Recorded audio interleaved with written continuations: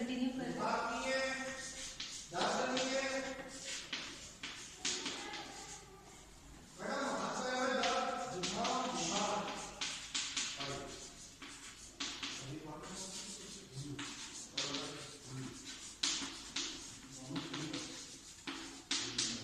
Viruses के general characters की अगर हम बात करते हैं तो वायरसेस में सबसे पहले इनका साइज, वायरसेस की साइज है 20 to 350 नैनोमीटर्स का रेंज है। मतलब ये शुरुआत में ये होता था कि हम बैक्टीरिया प्रूफ फिल्टर्स के थ्रू जब वायरसेस को पास करते हैं तो वायरसेस उसमें से पास थ्रू हो जाते हैं। इसका मतलब ये साइज में बैक्टीरिया से छोटे होते हैं और सबसे छोटे जो वायरसेस हैं वो 20 नैनोमीटर्स डायमीटर के होते हैं और जो लार्जेस्ट वायरसेस हैं वो 350 नैनोमीटर्स तक के डायमीटर के होते हैं। स्मॉलेस्ट वायरसेस में हम एंटेरो वायरसेस का नाम लेते हैं। These are the smallest viruses and the largest viruses are orthopox viruses.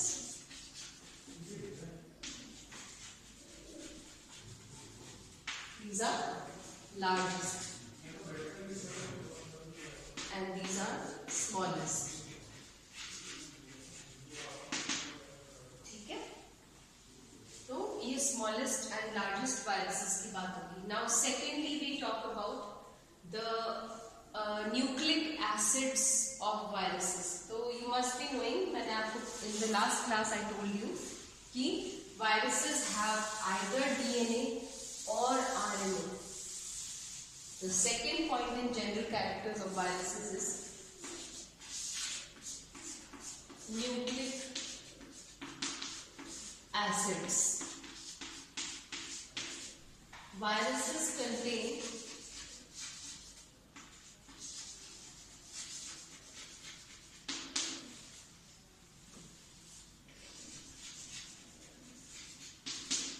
either DNA और RNA, दोनों कभी भी प्रेजेंट नहीं होते वायरसेस में। या तो डीएनए होता है या आरएनए होता है। बाकी जितने भी प्लांट्स और एनिमल सेल्स की हम बात करते हैं तो डीएनए और आरएनए दोनों प्रेजेंट होते हैं एक ही सेल के अंदर, but viruses are an exception to this because they contain either DNA और आरएनए। तो अब हम जनरली कह सकते हैं कि जो प्लांट वायरसेस हैं उनमें सिंगल स्ट्रैंडेड आरएनए प्रेजेंट होता है। जो एनिमल वायरसेस हैं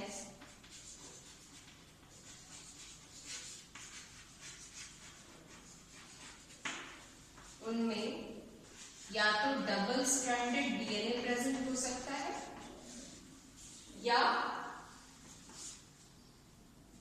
सिंगल स्ट्रैंडेड आरएनए प्रेजेंट हो सकता है या rarely double stranded RNA present हो सकता है। ठीक है, और जो बैक्टीरियल वायरसेस हैं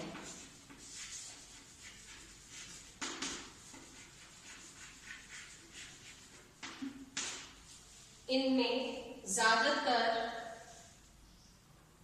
सिंगल स्ट्रैंडेड आरएनए या डबल स्ट्रैंडेड आरएनए या डबल स्ट्रैंडेड डीएनए प्रेजेंट हो सकता है। कभी कभी एनिमल वायरसेस में सिंगल स्ट्रैंडेड डीएनए भी हो सकता है। तो ये वेरिएशंस हैं। वी आर जनरली स्पीकिंग तब हम ये बात करते हैं।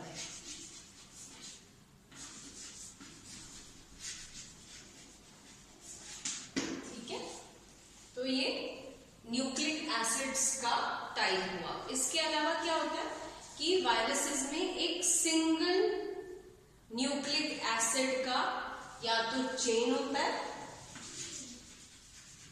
या सर्कुलर न्यूक्लिक एसिड होता है। ज्यादातर तो चेन होता है न्यूक्लिक एसिड का, अब वो चाहे वो डबल स्ट्रैंडेड डीएनए हो, सिंगल स्ट्रैंडेड डीएनए हो, डबल स्ट्रैंडेड आरएनए हो या सिंगल स्ट्रैंडेड आरएनए हो, या कई बार सर्कुलर फॉर्म में भी प्रेजेंट हो सकता है, ठीक है। और एक सिंगल न्यूक्लिक एसिड चेन होता है वायरसेस में।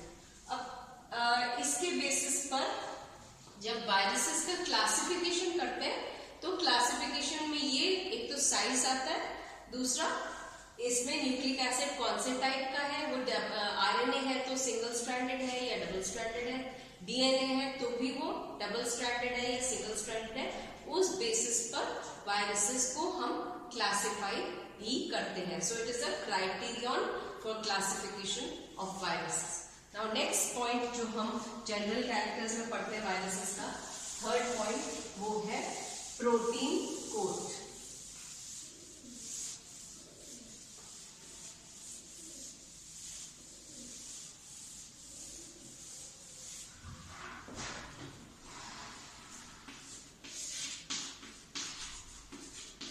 प्रोटीन कोड जो है वायरसेस में वो न्यूक्लिक एसिड के चारों तरफ प्रेजेंट होता है। सपोज अगर ये एक डबल स्ट्रैंडेड डीएनए है, इसके चारों तरफ ये प्रोटीन कोड प्रेजेंट होता है वायरसेस में, और ये protein coat is also known as capsid.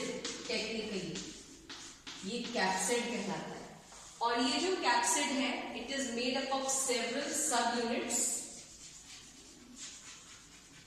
और ये जो सब यूनिट्स हैं ये कैप्सोमियर्स कहलाते हैं, ठीक है। और ये कैप्सोमियर्स आपस में बॉन्डेड होते हैं, मतलब sub units are joined to each other by means of weak bonds। weak bonds से ये आपस में जुड़े होते हैं, जिससे कि कैप्सोमियर्स अलग करना भी काफी इजी है। दो कैप्सोमियर्स है, सपोज ये एक कैप्सोमियर है, ये एक कैप्सोमियर है, दोनों के बीच में बॉन्ड प्रेजेंट है। सपोज यहाँ पर बॉन्ड है, फिर यहाँ पर बॉन्ड है, तो ये आपस में कैप्सोमियर्स बॉन्ड से जुड़े होते हैं। आगे हम बात करें तो कैप्सोमियर्स जो है वो या तो हेक्सामर्स होते हैं या पेंटामर्स होते हैं। एक कैप्सोमियर अगर वो हेक्सामर है तो इसका मतलब 6 मोनोमर यूनिट्स का बना हुआ है, और अगर वो पेंटामर है तो वो 5 मोनोमर यूनिट्स का बना हुआ है।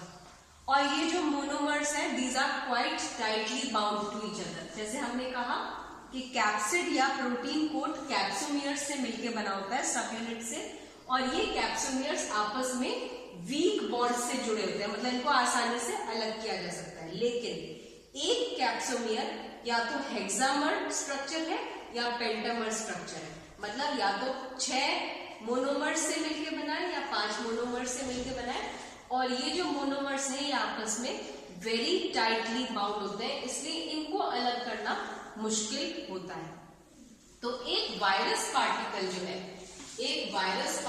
जो है वो 2 चीजों से मिलकर बना है, एक तो प्रोटीन कोड और दूसरा न्यूक्लिक एसिड, ठीक है। और ये दोनों चीजें मिलकर वायरस बनाते हैं। वायरस को हम दूसरा नाम दे सकते हैं virion. Virion is another name for virus and it consists of a protein code and the nucleic acid both. Okay, तो जब ये दोनों प्रेजेंट होते हैं तो या तो ये वायरस कहलाते हैं या ये वायरियन कहलाते हैं, ठीक है।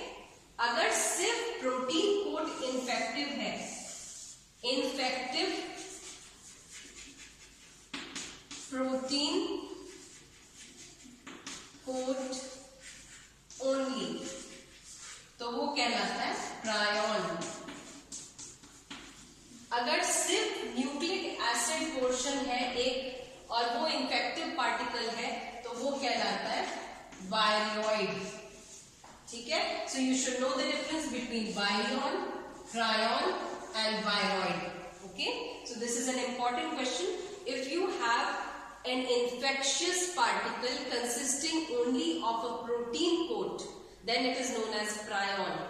If you have an infectious particle consisting only of a nucleic acid, it is known as viroid.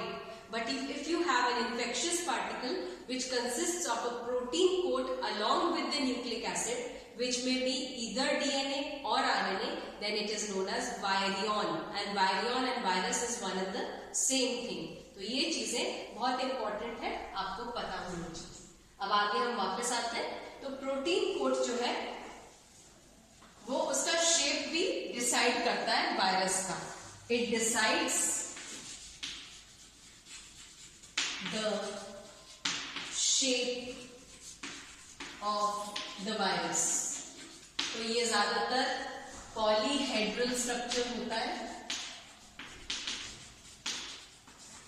या ये स्फेरिकल भी हो सकता है। और ये कैसे इसका शेप डिटरमिन होता है कि कैप्सोमियर्स का अरेंजमेंट क्या है। तो अगर पॉलीहेड्रल है तो एक हेक्सागोनल या पेंटागोनल या सिमेट्रिकल स्ट्रक्चर भी हो सकता है, क्यूबॉइडल भी हो सकता है या फिर स्फेरिकल स्ट्रक्चर हो सकता है। तो shape of the virus depends on the shape of the protein coat, and the protein coat is made up of several subunits known as capsomeres, and each capsomere is made up of either a hexamer or a pentamer। ठीक है, तो ये आपके virus के protein coat की बात हुई। तो ये 3 पॉइंट्स जो हैं ये वायरसेस के इंपॉर्टेंट कैरेक्टरिस्टिक्स है। आगे हम नेक्स्ट क्लास में और बात करेंगे वायरसेस के बारे में। Thank you.